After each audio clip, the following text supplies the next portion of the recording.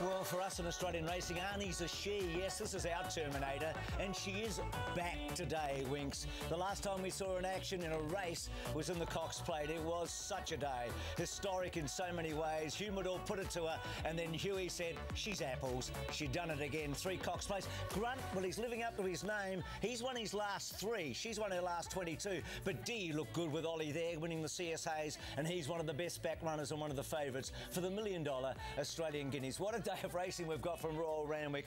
Can you give me a crash call? OK, Hartnell wins the All. About 3 lengths between first and last. Your horse, Brave Smash, almost gets up. Single gaze, terrific. Winks had a trial. It was like a race. All these horses are running today. More about that trial in a moment. No Apollo for her. Runs in the trial. Runs 1:10.3. Riverside Opens. English Classic. Sensational result at the sales there. Just like Magic Millions and Karaka before it. So that's all terrific for the industry. Not great for the industry is this story. It's a massive story, you know, surrounding Aquanita. A name change, lots of leading trainers, none bigger than Robert Smurden, and who knows what their future might bring. We've had Terry Henderson this week, Mike Simons, and we know it's ongoing. Liam Howley takes over from Robert Hickmott for Lloyd. 1 and 2 first up, can you believe it? Honesman over Almandon. That's not a bad way to start your training career. Sure, he got a little bit of a kick up. Craig Williams, 50 Group 1s, was in the futurity with a favourite horse of yours in Brave Smash. Outstanding. And this horse, written by, came off the wide draw, won the Blue Diamond.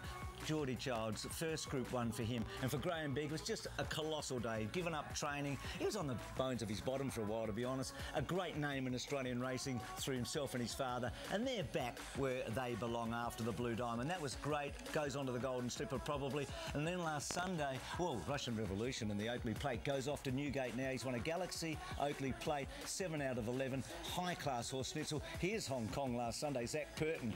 4 rides, 2 Group 1 winners, 4 different trainers. That's Time Walk. First horse to break 2 minutes for 2,000 metres in Hong Kong. And then Beauty Generation. Montan was the horse's name when it was trained by Anthony Cummings. He ran some good races in Australia about this time of the year 2 years ago. And for Zach and for John Moore, yet another Group 1 in Hong Kong. But as I said, you knew all that. I didn't miss much. You wrote that script for me. I didn't miss a lot, did I? A lot going on in racing. Winks, this barrier trial, that's one thing that I wasn't across. The barrier trial, but it looked pretty much like a race, didn't it? Well, let's have another look. Quite short, I reckon, in New South Wales, yeah. $17. He's a Wagga Cup winner. Can you beat Winks as a Wagga Cup winner? Jemadar, well, this is a throw at the stumps. A benchmark 75 at his last start. No. Well, good luck to David Pfeiffer. 75 and then an 80 grade in Canterbury. Nice wins, but this is, as they say, this is different gravy when you come up against horse number 7, who's looking for 23 in a row, and 16 Group 1s, the mighty one. She looks beautiful, absolutely spot on. And huge relaxed. Crowd, she does, yeah. Look at the backside. We think she's the best horse in the world. She's 6 years of age. Another prep. Chris talked about that. Nearly 3 years since she's been beaten with Richard a moment ago. But everything's gone right. Everything's gone. I mean, I just take so much credence in what Huey Bowman's saying, that she's so relaxed. He has none of the concerns he had last time. Huey's won the race 5 of the last 7 years, and Chris has won it 6 of the last 7. Hey, Jared, we're looking at Lascetti's Spirit. I might just go to you, Jared Middleton, from the tab. Just, you're right there. What's it like, that atmosphere? Yeah, it's amazing, Bruce. It's a moment in sport, really. Everyone's come out from the front, out to the mounting yard here, and not many people actually say anything, but you can feel the buzz. There's an electricity in the air, no doubt. It's like Bradman going to bat, isn't it? You know, walking down the stand at the Adelaide Oval and you're in the members and you can almost touch him. It's remarkable. Good mare, Lascetti. I say good mare, she's an Oaks winner at 100 to 1, but this is a surprise, Finlay. I mean, he would have been, what, 25 to 1 in the Australian Guineas today? About that, but Tony McAvoy says, I'm going to Sydney to search for a wet track, and the track's drying up, and it'll be closer to a good track than a rain-affected track. So Vinland is worth considering trifectas, and first 4 might even be worth considering as the Quinella horse with the Superstar. So Huey Bowman about to hop on. So Jared, you talked about $1.08 this morning, and that's the price that she had to be the shortest price winner of a Group 1 since 1961 in Sydney. Is she going to be that price? Just gone to $1.09, Bruce. One customer's just had $100,000 on her at $1.09, so that would equal her shortest quote. She's jumped $1.09 twice previously. More than 95% of the hold is for her here. You have to go to Prized Icon at $16, but it's all about Winx. Also, that Winx Out market you'll find under Racing Extras on the Tab app or at tab.com.au. I've heard a lot of good judges say this is just about the bet of the day for Prized Icon to come second, and you're getting $2 about that. So Prized Icon with the Winx Out market was Stampede the second favourite.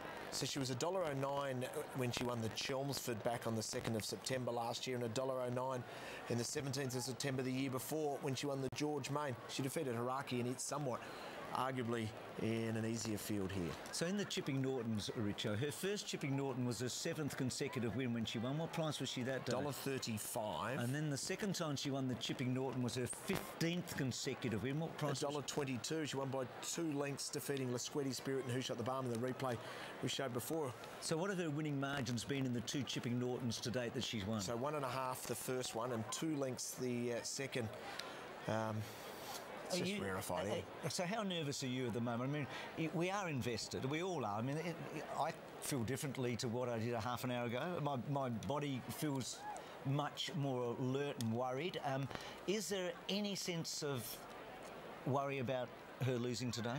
For me, I was really concerned back on the 19th of August, sitting in this studio with Richard Friedman when she won the Warwick Stakes, defeating Fox Play right on the line. I was worried again in the Chelmsford when she defeated Red Excitement and took the entire straight to beat him. And then it got easier and the Turnbull was breathtaking and the Cox Plate was exhilarating over Humidor. I was more concerned in every run that prep than I am today. I think she looks a treat. Huey says she's settled. There's no barrier blankets. There's no ear muffs that we're using because she's a little temperamental. Those days are over.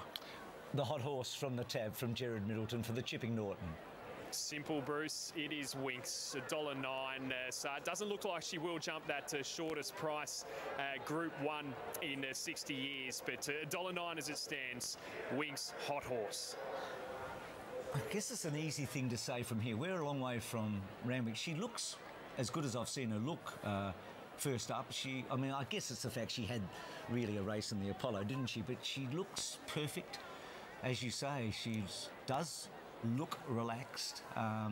She can be a bit tricky in the barrier. We know that. And that always, Huey says, is a little bit of a concern.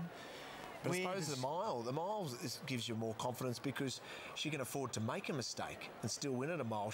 It's hard to make a mistake over 1,200 metres and still win, or 1,400 metres as she's done in the past. But Huey Bowman's so confident, and taking your theme before, Jim Pike and Farlap and Luke Nolan and Black Caviar, Huey's acutely aware, like Chris Waller is, of their place in history now.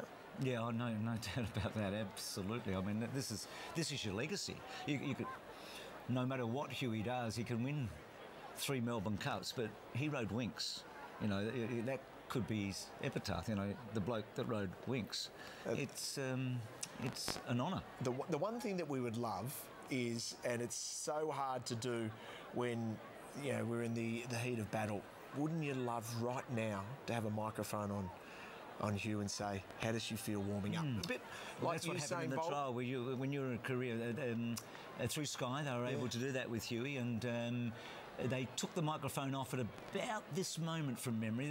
Chris actually chatted to Huey. Chris Waller chatted to Huey at this point. They were chatting about the mare, and then it was game on and race sort of on from that point on. It's at this moment that he knows, a bit like, you heard Usain Bolt talking about warming up for it.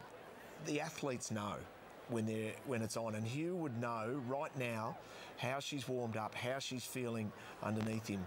That'd be a wonderful insight. Classic uniform. He won the Hill and the Craven. I mean, he really came of age in the spring. Here's the mighty. Look, he's not a great champion, but God, if you own him, he's won 3.07 million. Here comes Price. He races in patches, Price. He has flat spots, and then he finds a fair bit. He's a very exciting horse. He's won a Derby, he's won a Group 1 as a 2-year-old. He had a hard autumn last year in lots of heavy tracks. Up comes Stampede. So, Richo, we get to the moment, eh? It's we look at the calendar and we mark it down. These days are important for all of us because she is about to go. And here's Darren Flindell to call Winx's 2018 Chipping Norton. Starting in 1999, the Squiddy Spirit runner-up last year is in. Vinland comes forward. The 3-year-old colt Vinland goes in, and Jemadar. Right up with the big ones today, Jemadar. But a speed influence goes in at 100 to 1. We're all set for the Chipping Norton. Winx is $1.09. We're set. We're racing. Winx was the last out of the gates. About 3 off the lead. Stampede and Jemadar, the first two into stride, but Stampede has come out like a bull out of a gate and will lead clearly from Jemadar in classic uniform third. Prized Icon a handy fourth, followed by Vinland, who's pretty keen in the early stages around Who Shot the Barman Libran. Winx is back second last, and La Squiddy Spirit is 5 lengths out the back. It's Stampede, an uncontested leader, out by a length and a half to Jemadar. Classic uniform third, then came Prized Icon, well positioned by Schofield. They're followed then by Libran on the inside of the colt Vinland. Further back to Who Shot the Barman. The champ Winx is back second last, 8 lengths off the lead. And La Squiddy Spirit is starting to tack on now. At the 800 metres, Stampede looking to make all. 3/4 in front to Jemadar. Then Classic Uniform from Prized Icon. Vinland moves up into a 3-wide position. Followed by Who Shot the Barman, then Libran. Winx is still back second last to the 600 metres, but starting to creep into the race now. And 3 further back to La Squiddy Spirit. On the point of the turn, it's Stampede in front. Classic Uniform comes off the fence. Prized Icon third, and Winx is starting to loop the field. 400 out, it's Stampede in front, but Winx, Hugh Bowman just sitting there like a department store mannequin, hasn't touched the mare, and off she goes. Prized Icon going home in a second, and Libran's making ground, but nudge, nudge, wink, wink, away she goes, the champ, and this is an Australian record of 16 Group 1s. Winx powers away to beat Prized Icon and makes it 3 Chipping Nortons. Classic Uniform third in front of Libran. Then came Who Shot the Barman, Stampede. La Squiddy Spirit, good break back to Vinland, and Jemadar was last to finish. Wow, Winx, hey?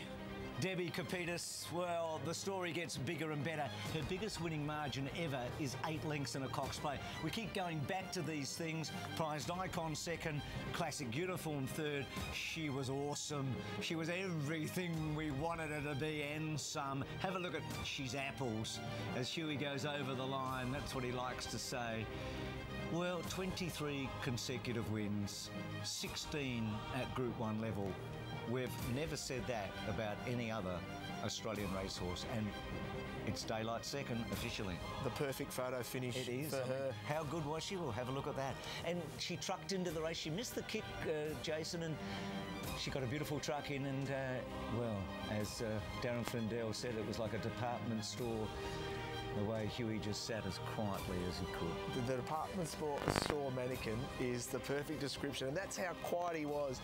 Because keep in mind, Stampede had every possible chance. Prized Icon was in front of her, but she's looped them, gapped them like we knew that she would. Prized Icon is the 53rd Group 1 winner that she's trounced, and it's as simple as that. I mean, you'd argue on that. She's never gone better. No, I'd agree with that. I mean, she's the biggest margin she's won by Chipping Norton by that far. It doesn't matter. I mean, all the conjecture about did they do the wrong thing by not running in the Apollo? Well, we can forget all about that. She'll go to the George Ryder in 3 weeks' time, 1,500 metres, Golden Slipper Day, and then the biggest decision probably Chris Waller will ever have to make as a trainer in consultation. If she wins the George Ryder, as you'd expect she would, it'll be a tougher race than this. Shorter distance. It'll be harder. She'll probably be a slightly longer price. She might be $1.10, who knows, maybe not after today. And then it's D-Day, decision day. So she's got to decide whether she stays and races for a third Queen Elizabeth, the extraordinary prize money up for grabs, or does she go towards the UK and test herself against the best in the world? She had a little stumble there, and Huey was straight looking down at her legs to make sure it was all okay. The good news is it is, and for the 76th time in Huey's career, and remarkably quirky how stats are. The 76th time in Chris's career they capture a Group 1. So they've both got 76. On the same day. And she's got 16. It's freaky. So, yeah, amazing stuff. I mean, it's an incredible racing story. It is the one story that goes to the front page for the right reasons, you know, for the celebratory reasons. She's front page. She's the biggest ticket racing has had. Well, who knows? Well, she's Black Caviar Light, Mackay Diva for that little 3 months that the Diva had. They only come along, say, every 50 years, but that's not right. They come along every sort of 10 years at the moment. But have a look at this now. Prized Icon is a quality racehorse. He's won 2 Group 1s. He's going to come to the Australian Cup as a genuine chance next week, and she's beaten him by at least 6, possibly 7, 8 lengths. Her times, we'll get all these sectional times for you eventually. They'll take a while to get through. It's not quite Cox Plate Day, is it? But have a look at this. I mean, people coming out to Royal Randwick for one reason. The photographs were going off left, right and centre. There'll be selfies all over the place. In fact, there's a great story in the Australian this morning from the... oh, there, she... See that little stumble there, and she was straight away looking around. It was simply a matter of she did actually just stumble.